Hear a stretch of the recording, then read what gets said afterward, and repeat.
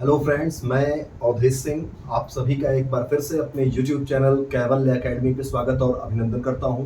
दोस्तों, आज का ये सेशन बहुत ज़बरदस्त, बहुत जानदार होने वाला है। ज़बरदस्त सेशन लेके हम लोग चलेंगे। टारगेट 130 प्लस आपका कैसे होगा सीटेट में? सबसे आसान तरीका है, हर सब्जेक्ट में पेडागोजी, हर सब्जेक्ट में 15 नंबर की आएगी। 4 सब्जेक्ट में ईवीएस में 15 नंबर, मैथ्स में 15 नंबर, हिंदी में 15 नंबर और एक लैंग्वेज संस्कृत या इंग्लिश में 15 नंबर। ठीक है, तो ये 15-15 नंबर मतलब पेडागोजी दोस्तों आपको बहुत लाभ देने वाली है। ठीक है, तो आज इसी रणनीति पे हम लोग चर्चा करेंगे। आज का ये सेशन बहुत जबरदस्त है। वीडियो बिल्कुल स्किप मत कीजिएगा और पूरा देखिएगा। लाइक भी कीजिएगा, शेयर भी कीजिएगा और सब्सक्राइब कर लीजिएगा। ठीक है, हम लोग आगे बढ़ते हैं। आज हम लोग बात करेंगे सीटेट में सबसे इंपॉर्टेंट जो बात है वो है बाल केंद्रिता, यानी बाल केंद्रित शिक्षा। बाल केंद्रित शिक्षा दिख रहे हैं? यानी शिक्षा का जो सेंटर है, जो शिक्षा का केंद्र है वो कौन है? बाल यानी बालक। ठीक, और बालक ना कह के हम लोग यहां कहेंगे बच्चा। तो आपको ये पहला पॉइंट, ये सूत्र वाक्य है, फर्स्ट जो ट्रिक है वो आपको प्रिपेयर करना है। क्या प्रिपेयर करना है? बच्चा ही भगवान है, या टैगलाइन है, इसे याद रखेंगे। पहला सूत्र कौन सा मिला? बच्चा ही भगवान है। याद रहेगा बहुत आराम से। ठीक है, चलिए देखिएगा, बच्चा ही भगवान है। एक शब्द है बच्चा और दूसरा शब्द है भगवान। एकदम अच्छे से प्रिपेयर कीजिए। आपको नेगेटिव, पॉजिटिव, सकारात्मकता, नकारात्मकता, नकारात्मक, सकारात्मक, ये सब रट्टा मारने की जरूरत बिल्कुल नहीं पड़ने वाली है। एकदम ट्रिकी वे में हम लोग प्रिपेयर करने वाले हैं इस सेशन को। बच्चा और बच्चा ही क्या है? भगवान है। बच्चा ही भगवान है। ठीक है, बच्चा ही भगवान है।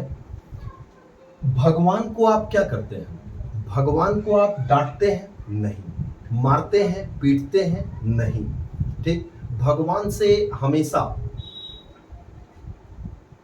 प्रशंसा करते हैं भगवान की। जितनी बार आप पूजा करते हैं, कोई मंत्र पढ़ते हैं, प्रार्थना करते हैं, ये वास्तव में क्या है? प्रशंसा है।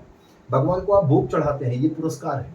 यानी बच्चे के साथ साथ आपको क्या करना है? बच्चे को देना है प्रोत्साहन। बच्चे को देना है, क्या देना है? प्रशंसा। बच्चे को देना है अधिगम का बेहतर वातावरण, सीखने का अच्छा वातावरण, अधिगम का वातावरण देना है। ठीक, बच्चे को प्रश्न पूछने के लिए, प्रश्न के लिए प्रेरित करना है कि बच्चा आपसे खूब ढेर सारे प्रश्न पूछ पाए और प्रेरित हो। ध्यान रहे कि बच्चा ही भगवान है और भगवान को ना तो डांटना है, ना मारना है, ना पीटना है, ना भगवान को कोई बाध्यता देनी है, किसी प्रकार का कोई बाउंड नहीं। तो ये पहला कॉन्सेप्ट समझ गए हैं। ठीक है, तो एक बार इसको प्रिपेयर कर लीजिए और यहां ध्यान देंगे कि डांटना, पीटना, शिकायत नहीं करनी है। बच्चे की शिकायत नहीं करनी है, ये नहीं होगी। अब एक बार स्क्रीनशॉट ले लीजिए, फिर हम लोग आगे बढ़ते हैं। ठीक है, चलिए बढ़ते हैं आगे। देखिए, बच्चे को क्या करना है? बच्चे को प्रश्न पूछने का मौका देना है। क्या देना है? प्रश्न पूछने का मौका देना है, ये समझ जाइए। ठीक, अच्छा, बच्चे को प्रश्न पूछने का जब मौका देंगे, ठीक है, तो इससे बैठ जाओ बेटा, आप वहां पे बैठ जाओ। बच्चे को जब प्रश्न पूछने का मौका देंगे तो आप टीचर हैं और बच्चे से कहेंगे कि बेटा प्रश्न पूछो। जब बच्चा प्रश्न पूछेगा तो आप उस प्रश्न का उत्तर देंगे। इससे क्या होगा?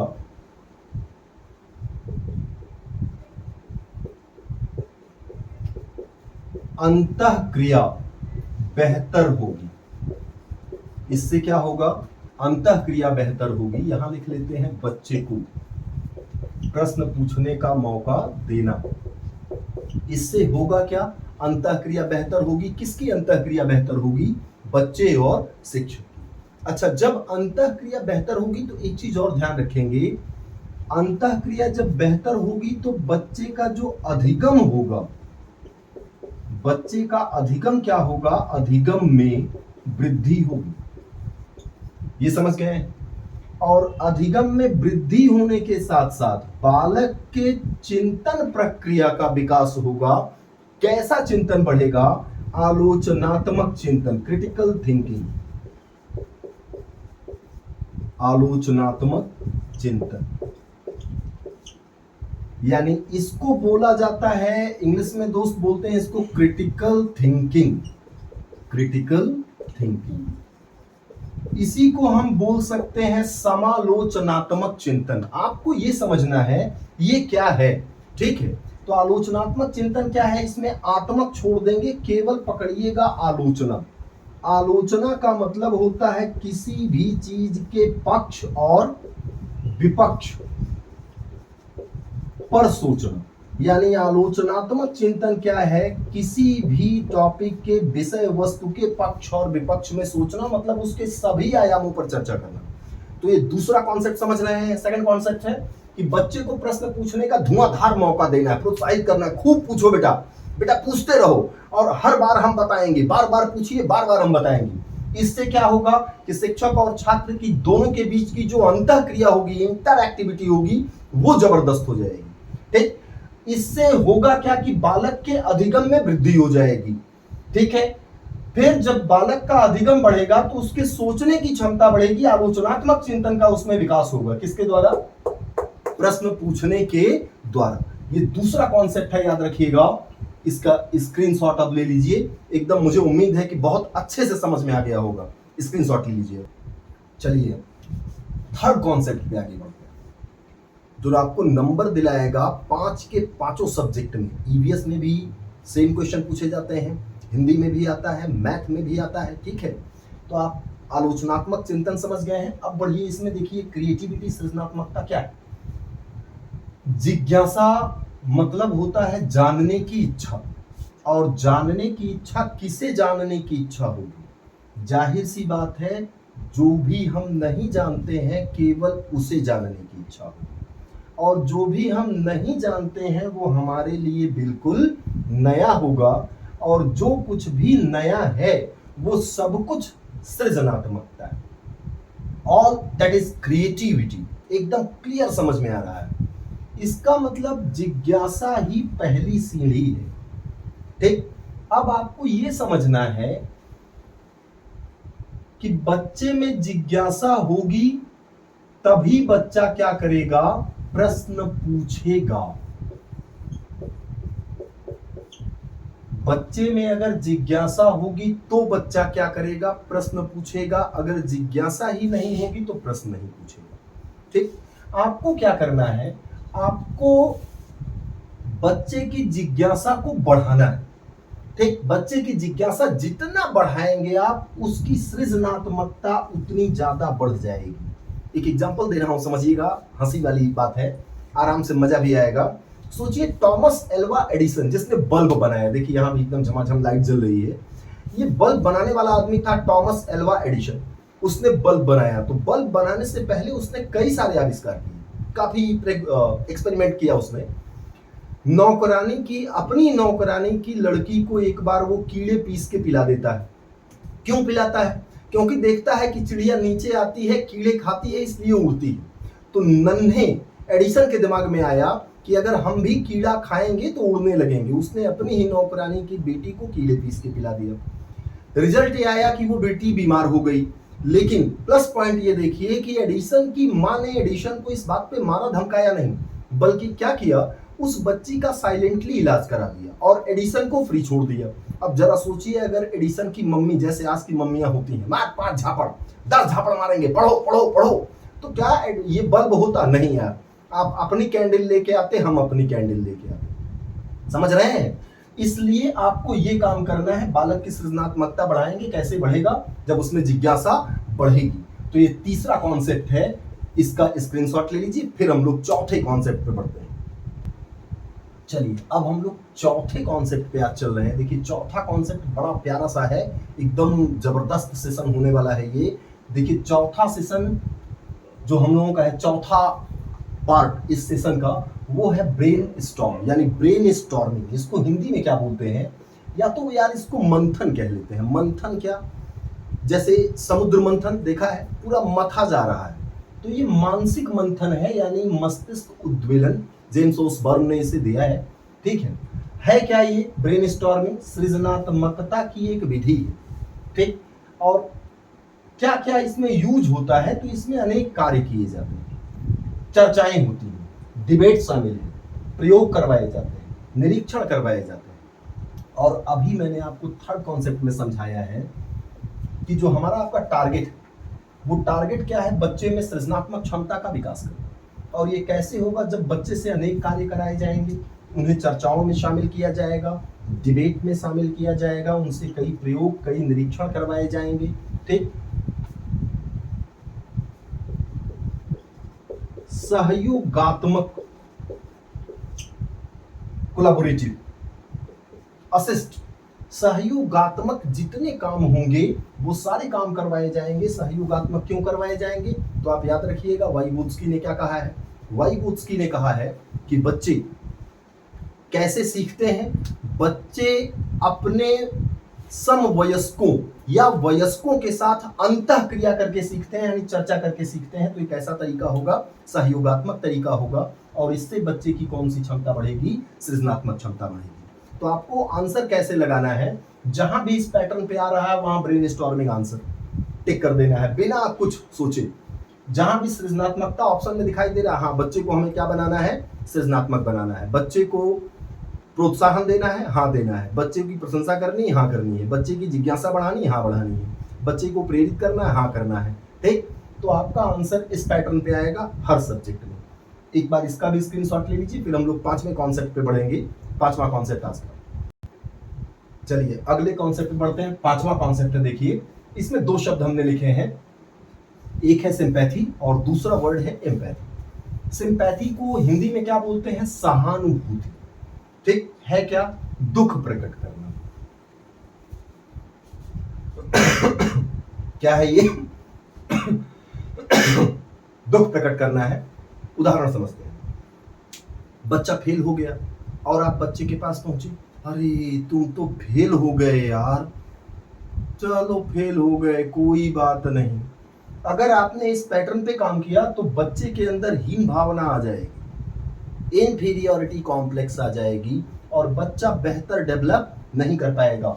इसलिए बच्चे के साथ सिंपैथी बिल्कुल नहीं दिखाएंगे। शिक्षक में कौन सा गुण होना चाहिए? एम्पैथी का, समानुभूति का। ये क्या है? खुद को दूसरे की जगह पे रखकर देखना, यानी खुद को बच्चा मानकर तब बच्चे के साथ जाएं, बच्चे को पढ़ाएं। क्यों? क्योंकि अगर शिक्षक अपने आप को ये मान ले कि अहम ब्रह्मास्मि, मैं ही ब्रह्म हूं, मैं ही ईश्वर हूं, तो रिजल्ट आएगा कि बच्चे में डर की भावना डेवलप हो जाएगी। जैसे ही डर बढ़ जाएगा, अब वो कोई काम ढंग का नहीं कर पाएगा। तो शिक्षक में क्या पाई जानी चाहिए? शिक्षक में होनी चाहिए एम्पैथी। सिंपैथी शिक्षक में बिल्कुल नहीं होनी चाहिए। ये सामाजिकता में प्रयोग किया जाता है, साइकोलॉजिकल सेक्टर में बिल्कुल नहीं प्रयोग किया जाता है। तो हर सब्जेक्ट में, पांचों सब्जेक्ट में आपका आंसर रिलेट किससे करेगा? एम्पैथी वाले सेक्शन से। सिंपैथी वाले सेक्शन को तुरंत छोड़ देना है, तुरंत छोड़ देना है, ये आंसर बिल्कुल नहीं होगा, ठीक है। तो एक बार इसका भी स्क्रीनशॉट ले लीजिए, फिर हम लोग आगे बढ़ते हैं, ठीक। चलिए आगे बढ़ेंगे। अगला छठवें कॉन्सेप्ट में देखिए, हमें दो शब्दों पे काम करना है। एक वर्ड है एक्टिव, दूसरा वर्ड है पैसिव। एक्टिव यानी सक्रिय। ये किसके लिए यूज किया जाएगा? बालक के लिए। बच्चा सक्रिय कब होगा और कैसे होगा? यार अगर आप पढ़ा रहे हो और बच्चा चुपचाप सुन रहा हो, जो बोल रहे हो केवल उसे लिख ले रहा हो, तो इसका मतलब हो गया यार कि बच्चा बिल्कुल निष्क्रिय, ठीक। वो क्या काम कर रहा है? रटने का काम कर रहा है। तो ऐसा बिल्कुल नहीं होना चाहिए। बच्चे को सक्रिय बनाना है, यानी क्या काम करवाना है? करके सीखना, करके सीखना। ये ध्यान रखिए, रूट वर्ड है। तो जितने क्वेश्चन में करके सीखने की बात आएगी, सक्रियता की बात आएगी, हमारा आंसर बिल्कुल वही है। पैसिव यानी निष्क्रिय, ये बिल्कुल नहीं यूज होगा। ना तो टीचर पैसिव होना चाहिए, ना ही चाइल्ड पैसिव होना चाहिए। शिक्षक और बच्चा दोनों पैसिव नहीं होना चाहिए, ठीक, बिल्कुल नहीं होना चाहिए। कैसे समझेंगे? आप पढ़ा रहे हैं, बच्चा चुपचाप मोबाइल चला रहा है, आप पढ़ा रहे हैं, बच्चा सुन के लिख ले रहा है, बच्चा कभी कोई क्वेश्चन नहीं पूछ रहा है, ठीक, तो ऐसा बच्चा क्या होगा? निष्क्रिय। और अगर निष्क्रियता बढ़ेगी तो अधिगम क्या हो जाएगा? शून्य हो जाएगा। अब स्क्रीनशॉट ले लीजिए, ये कॉन्सेप्ट क्लियर हो गए हैं। चलिए फिर से आगे बढ़ते हैं। देखिए 7वां कॉन्सेप्ट है, अभी मैंने समझाया था करके सीखना। करके सीखना ही सक्रियता है। कैसे समझेंगे? तो आप यहां से तोड़िए, स प्लस क्रिया, और क्रिया मतलब कार्य, यानी स मतलब सहित, कार्य के सहित, क्रिया के सहित, मतलब करके सीखना। इसी करके सीखने को क्या कहा जाता है? गतिविधि आधारित अधिगम। इसका एनसीईआरटी की जूनियर किताबें उठाएंगे 2, 3, 4, 5, 6 की, तो उसमें लिखा होता है करें और सीखें, यानी करो और सीखो, खुद करो खुद सीखो। टीचर बताएगा नहीं, रट्टा नहीं मरवाएगा, व्याख्या नहीं करवाएगा, रटना बिल्कुल नहीं। क्यों? क्योंकि अधिगम की विशेषता क्या है? तो याद रखिएगा, एनसीएफ 2005 ने ये कहा है कि अधिगम स्वभाव से सक्रिय और सामाजिक होता है। यानी अभी थोड़ी देर पहले इसी वीडियो में मैंने पहले डिस्कस किया था कि अंतःक्रिया बढ़ाना है, तो सामाजिक होने का मतलब बच्चा क्या करेगा? अंतःक्रिया करेगा। बिना अंतःक्रिया के बच्चा बेहतर नहीं सीखेगा। बच्चा कहाँ बेहतर सीखेगा? समाज में। समाज में कैसे सीखेगा?